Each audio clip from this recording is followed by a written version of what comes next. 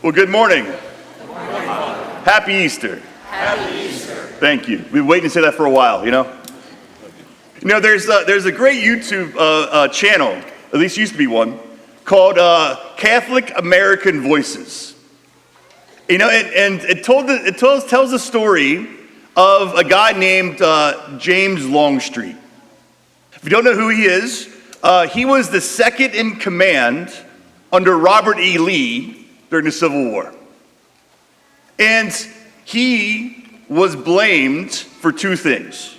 He was blamed for the loss at Gettysburg, and then he was blamed for the loss of the Civil War.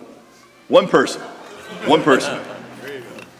So when the war was over, he moved to New Orleans, and in doing so, he actually became reconnected with his old friend from West Point, Ulysses S. Grant, and became a part of his administration. So he was pretty much not liked by anyone where he's from.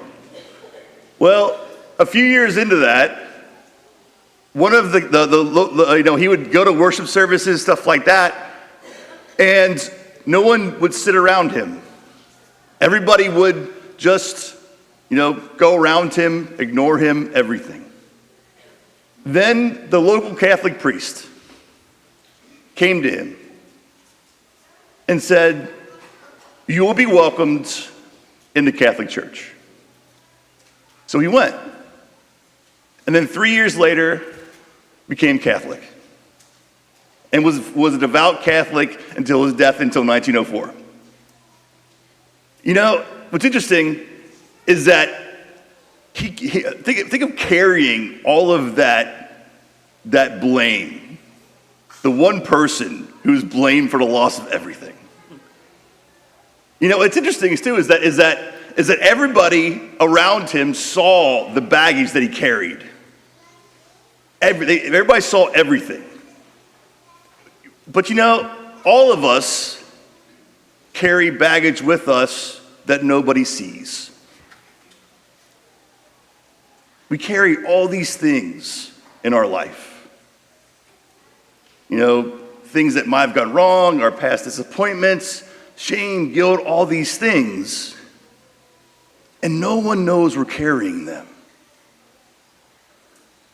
Think of Peter today. Peter, who's running to the tomb, was not running as fast as John. Think of the baggage he was carrying. Just 3 days previous, he denied Jesus and had no way of making it right. He's carrying that with him until he got to the tomb. Think about he's not running very fast because he's still carrying all of that stuff with him, Then Jesus, he sees the tomb empty, and they say they finally understand. If you think about it, at the end of the Gospel of John, who's the first person to see Jesus on the shoreline from the boat? Peter. He says, "It is Jesus." He allows Jesus to heal him. Again, we all carry things in our life. We all carry things that weigh us down. These things we carry really keep us from truly understanding how much God really loves us. It gets in the way. And Jesus wants to take it away from us.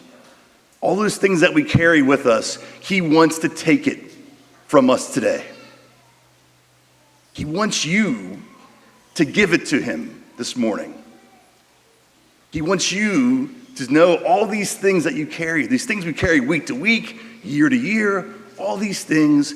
He wants you this morning to give it to him and let it be gone forever. Because that's what he wants. The empty tomb, that's what it really means. All those things that keep us from God, Jesus has taken away. The one thing that was binding him, the burial clause, you see, is rolled up and put in the corner. Nothing is there anymore that binds Jesus. And he wants us to do the same thing today.